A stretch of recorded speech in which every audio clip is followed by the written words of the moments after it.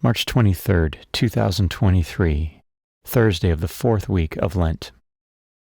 A reading from the book of Exodus. The Lord said to Moses, "Go down at once to your people, whom you brought out of the land of Egypt, for they have become depraved. They have soon turned aside from the way I pointed out to them, making for themselves a molten calf and worshipping it, sacrificing to it and crying out, 'This is your God, O Israel, who brought you out of the land of Egypt.' The Lord said to Moses, 'I see how stiff-necked this people is. Let me alone, then, that my wrath may blaze up against them to consume them. Then I will make of you a great nation.' But Moses implored the Lord, his God, saying, 'Why, O Lord, should your wrath blaze up against your own people, whom you brought out of the land of Egypt with such great power and with so strong a hand? Why should the Egyptians say, with evil intent he brought them out, that he might kill them in the mountains and exterminate them from the face of the earth? Let your blazing wrath die down.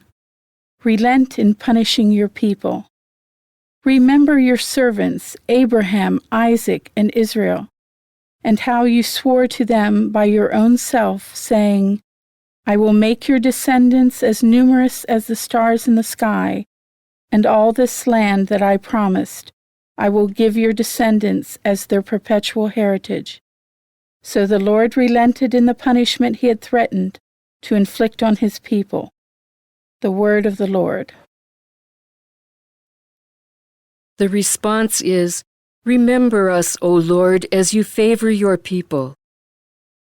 Our fathers made a calf in Horeb and adored a molten image. They exchanged their glory for the image of a grass-eating bullock. Remember us, O Lord, as you favor your people.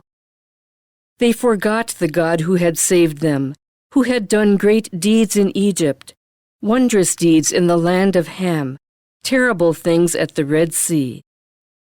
Remember us, O Lord, as you favor your people.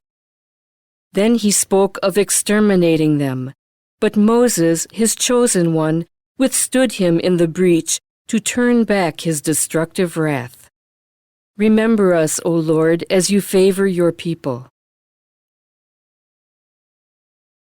A reading from the Holy Gospel according to John. Jesus said to the Jews, "If I testify on my own behalf, my testimony is not true. But there is another who testifies on my behalf, and I know that the testimony he gives on my behalf is true.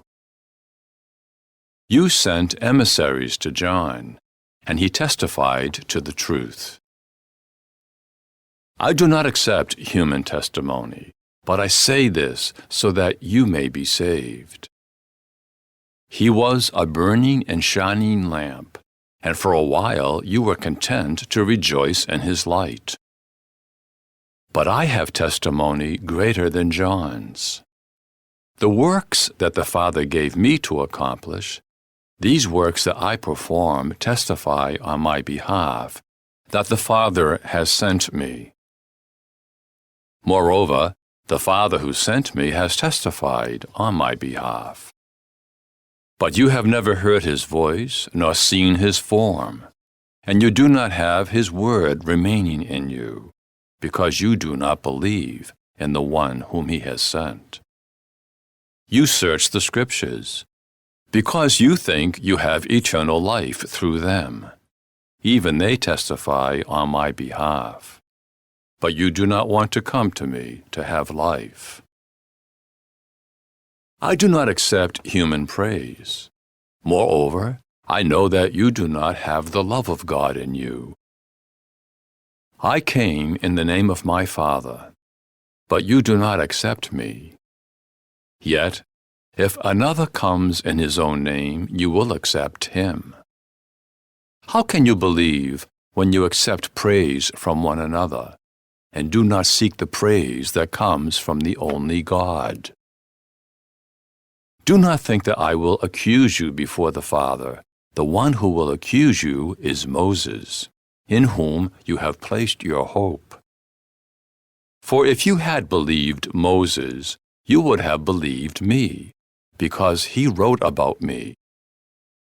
But if you do not believe his writings, how will you believe my words? The Gospel of the Lord.